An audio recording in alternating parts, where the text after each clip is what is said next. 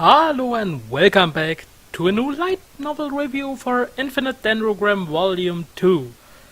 And sorry, but I have to say it at the beginning.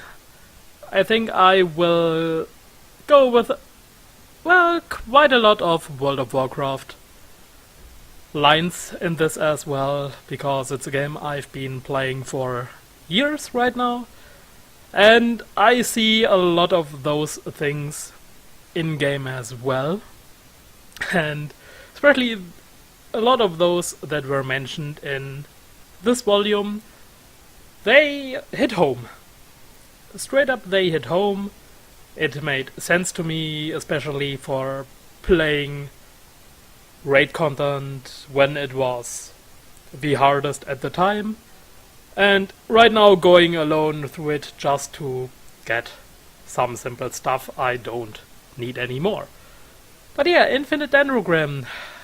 First of all, we had some more build-up or background information on Ray and his brother. And also why Ray is the way he is. But not only this, but also with the different personalities of the different types of embryos. And I think it was a really, really nice move to go about talking about the embryos and what kind of personality those bearers or the masters have. And I will be honest, the writer of Infinite Dendrogram, he must be a gamer through and through. Otherwise, I think it's really hard to believe to hit especially the MMO genre this good. And to compare it with something like Sword Art Online, yeah, sorry, but in my opinion, Ricky Kawahara, he don't know anything about MMORPGs. And with Infinite Dendrogram, the writer, I think he really knows his shit about it. Because he mentioned so many things that you see in, well, I've seen in World of Warcraft for years, especially for the last few years where it was possible to solo raid content, which wasn't possible at some point, so yeah, we had this. But also the different types of players, which brings us to the topic of kind of the personality. And not really the personality with the types of embryos, but kinda, well, yeah, it's kinda like this. And it fascinated me while I was reading it. First of all, it was a fantastic read. And the flow of the story, it's really good. We have the comedy, which is spot on. Especially a certain joke that was made with gacha. I was laughing my ass off. It was hilarious. It was really, really funny. And yeah, it was just one of the best jokes in the entire volume. Because, well, yeah, just because it was a joke about gacha. And for the background story,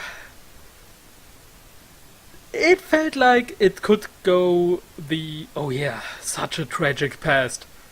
But yeah, not really. The moment the author was just going close enough there, he was like, well, yeah, no, that's not the type of story I want to write. And thanks for this. No more tragic solo hero who is doing the shit because, well, he's a tragic solo hero. And with Nemesis, it's really nice to see, and there was something I was a bit confused towards the end, because throughout the volume we had the thing that some of the citizens, especially children, were kidnapped and then they wanted money. But the Goose Mice Gang, they killed all of them. They needed the money, they needed the children for the necromancy, and all those things. And then the gang was defeated. We had Ray meeting a new guy, and god damn, I forgot totally his name, but he was also a master with the same type of embryo like Ray. And it was nice when the discussion came up from this guy with someone at that city over there when he's from that nation. They're building, he's basically a pilot in the game and doing all those mecha things. And when he was talking with some of the researchers, who was like, oh yeah, did you know they came up with a theory about the personalities of the masters of those embryos, that you can kinda expect what type of person it is just based on the embryo. And we had those defensive ones who are more kinda lonely, or then the attacker, the outgoing courageous one, things like this. And then for those with the maiden type embryos, it was that line, it was really something, and hell, it made sense to the first volume as well. I think in Ray's case it kinda plays with the events of his past that were explored in this volume, but when we had the thing for the maiden type masters, it was simply like, well, they are taking this game way too seriously. A single life of those NPCs, they are putting it next to a life of a real person in the real world. And so yeah, it was basically, yeah, those masters, they are taking that game way too seriously. Kinda like, yeah, you know what, get your shit together, it's just a game, okay, but not for those people. They have trouble because, well, maybe because of something they experienced in their lives at some point in the past, or maybe the confused feeling at how real this game world actually is. Or maybe both of them. I don't know, because it was just a bit of a line, but I think the thing with people taking a game way too seriously, I've seen a lot of people like this. Hell, even I was like this at some point, and then I went around the corner and I got way more casual. And I still see people who are way too seriously, for example with World of Warcraft. Not getting the loot they want, or not being able to do something they want to achieve. Either if they are trying something solo, or if they are doing other things, they really like to take it way too far. And especially as someone who was like this in the past as well, it's nice to see that, well, yeah, this happens. This totally happens. And when we also had the AIs, because at the end of it, the Mice Gang, there appeared, what was it called? UBM, a unique boss monster. And Ray defeated apparently 2 of them in a row. And the guy who is kinda like, oh yeah, his job was basically marking those, creating those, or those who are appearing, getting them the UBM thing so they can do this. And he basically comment on it with, yeah, those seriously high level players farming UBMs like a core, and then you have a single player who is struggling the hell out of it and defeating it in the end, but being also knocked out, or just they just got so lucky to do it.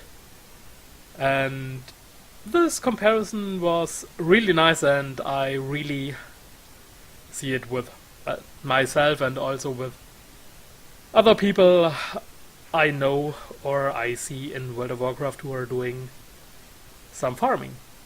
For example, in World of Warcraft you can basically solo raid contents up to the latest expansion pack, and not the current one, the highest level one, but well, yeah, pretty much all the stuff we had up to the last expansion pack that was released.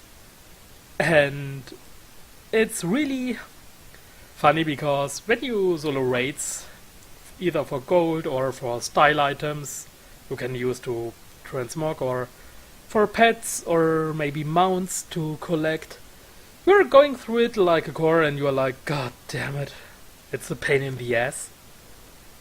But you have to do it because you want something. And this is basically the part of the high level players in Infinite Dendrogram who are farming, camping, running around, trying to spot those UBMs and killing them to get those bonus MVP loot, those legendary items or epic items, whatever. And for Ray, he is basically the way people were when the content was actually the hardest raid content at that time, when they were struggling to kill the bosses, trying to come up with a strategy for the progress raids, and up going to the first kill when they finally got to beat the bosses. And yeah, it's really this side. You have both sides in Infinite Dendrogram. You have the Ray, who kinda is like the player when it was the actual content at that time, and now also the high players who are going through the UBMs like, oh god damn it, I have to do it, but I don't really want to.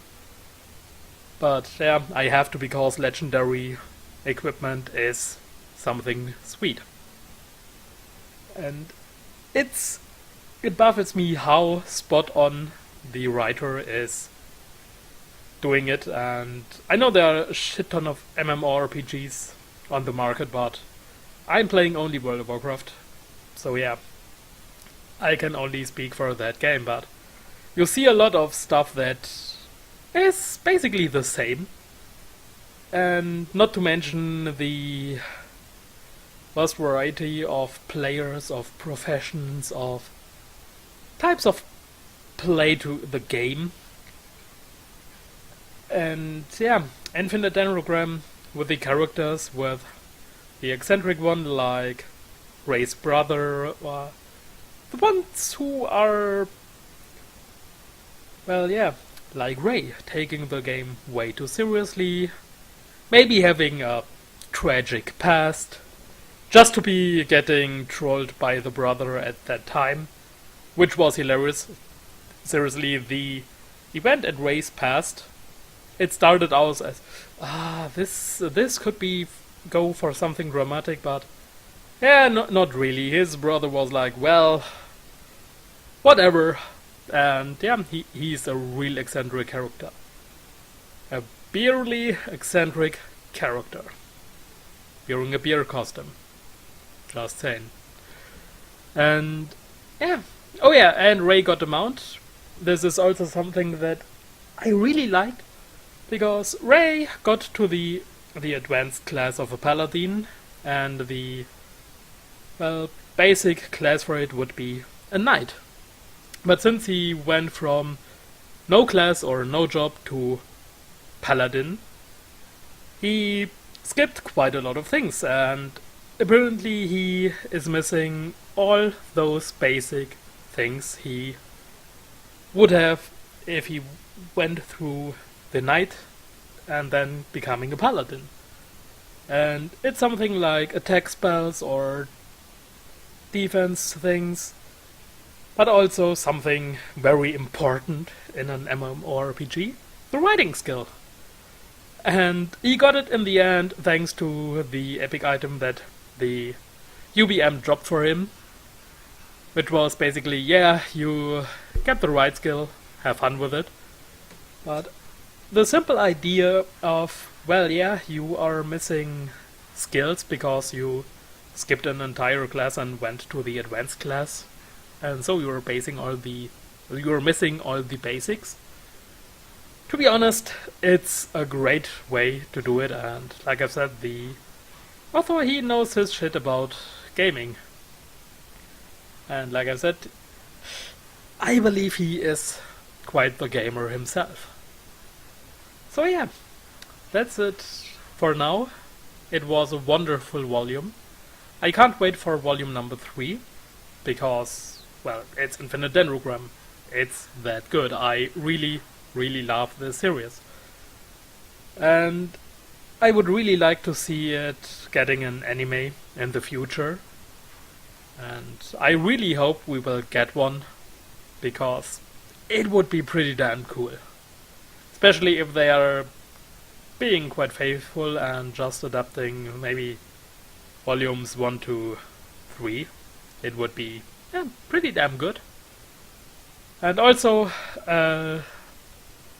nice shout out to Steiner, the translator. Damn it, he's working real fast on it. I mean, volume 3 is scheduled for October 31st, if I've seen it correctly on Kobo. So yeah, it's quite fast. Only 2 months. It's really fast. God damn. Steiner! Thanks for the hard work, good sir. So yeah, I hope you liked it, and I hope I will see you again next time as well. Thanks for watching, have a great time, bye bye.